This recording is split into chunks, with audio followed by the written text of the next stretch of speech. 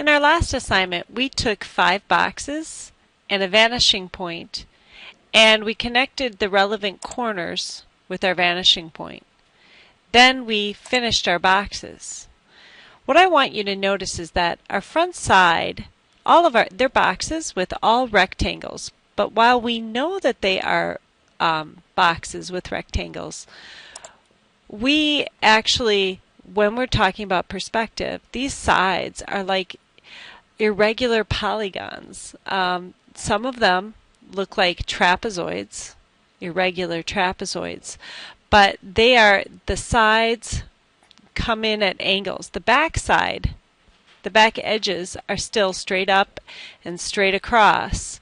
Sometimes we just see one side of a box, sometimes we see 2 sides of the box. It all has to do with where that original rectangle is in relation to our vanishing point.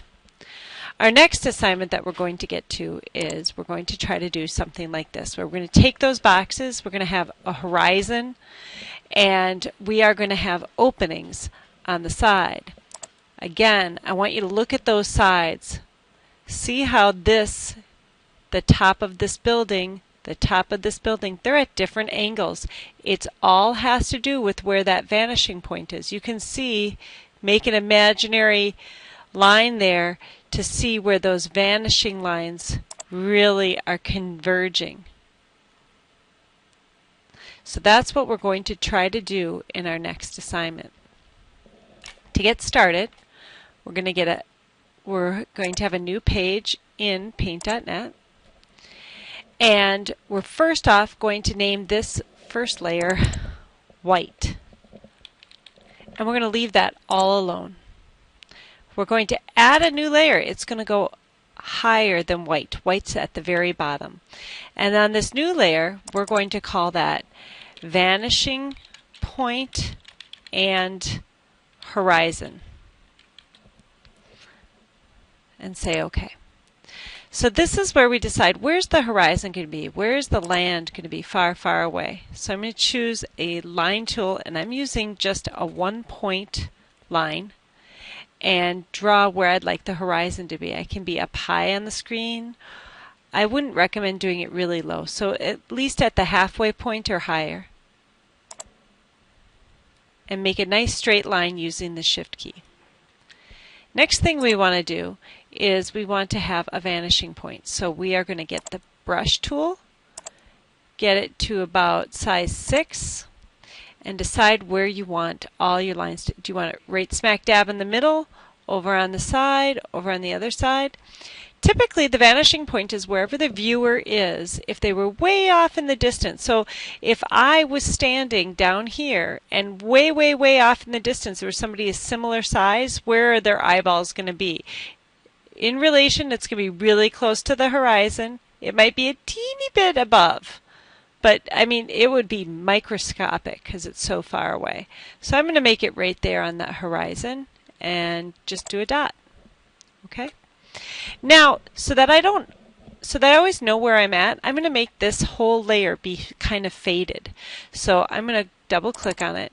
And that just keeps me from accidentally drawing on the wrong layer. So I can see it, but I know that if I'm trying to draw something in full color and it doesn't show up, I'll know why. And I'll say, oops, I'm on the wrong layer. Next thing I'm going to do is I'm going to add another layer. And on this layer, it's going to be our vanishing lines. And I'm going to make that semi-transparent too, so that when I'm drawing my vanishing lines, they'll be kind of faded as well. Finally, I'm going to add my boxes layer, and this is where my real drawing will go.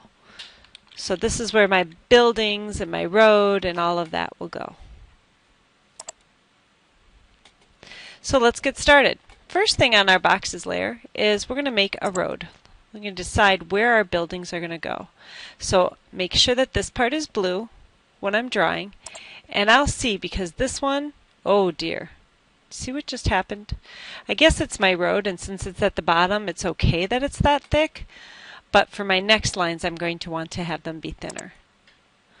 So I want to know where that road's going to go back in space. So I'm going to pop down to my vanishing lines layer. I'm going to change my size to 1. And I'm going to go from my vanishing point all the way to the edge of my road and click away.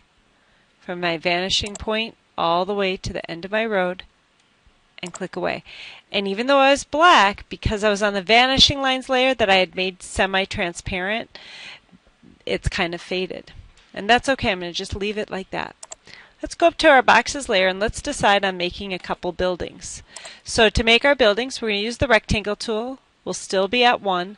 I'm going to start with a building in the distance, so it's going to be closer to the horizon. It's going to be further down the road. So I will draw a rectangle, and at least one of your buildings needs to be below the horizon, and at least one of your buildings needs to be above the horizon. So this will be my building that's below the horizon. Later on, I'm going to make another building that's taller than the horizon. See how that one's higher. And then I'm going to do one that's, you get to decide. You can have it lower or higher. It's your choice. I'm going to have this one be lower. Okay? Next up, we're going to go to our vanishing lines layer. And this is where I really recommend that you use colors. I'm going to connect my vanishing point with the buildings with a color. Different color for each building. I want to zoom in on this one, so I'm going to control and the scroll wheel, and I'm going to go to the corner here. Oops, I was still on the rectangle tool. Did a Control Z. Go to the corner here,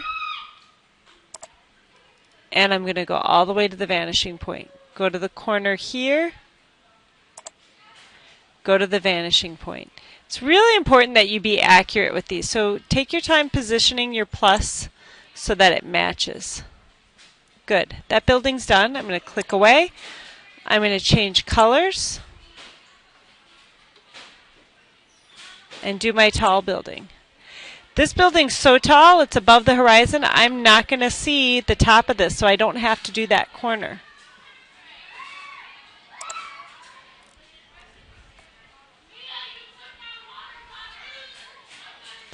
And then I'm going to go to a new color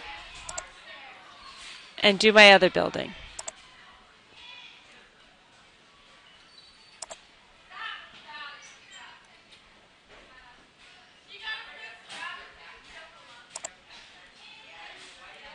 My next step is to go to my boxes layer and finish those buildings. This is where I'm going to be using the straight line to decide how long those buildings are going to be. So I'm going to go up a ways on this green line, hold the shift key, go straight up. And again, I'm not going to see the top of this building, so that's all I'm going to see of this is this side. So we got to do this purple building. So I'm going to go to the shift key, go straight across, go to the shift key, go straight down, connect, connect, connect, go to the shift key, straight across, go to the shift key, straight down, connect, connect, connect. Last thing I need to do is connect to do my road so it's nice and dark.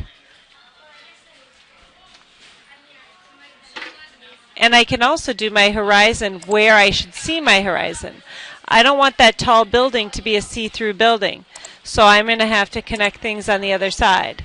There's a really cool thing I want to point out to you that you have that we don't notice is down here in this corner are my coordinates, my x and my y coordinates. Remember that y is height. That's the second number. So my y coordinate there is 87. I'm going to have my horizon always be at 87. So that's fine. I'm holding the shift key and it keeps me there at 87.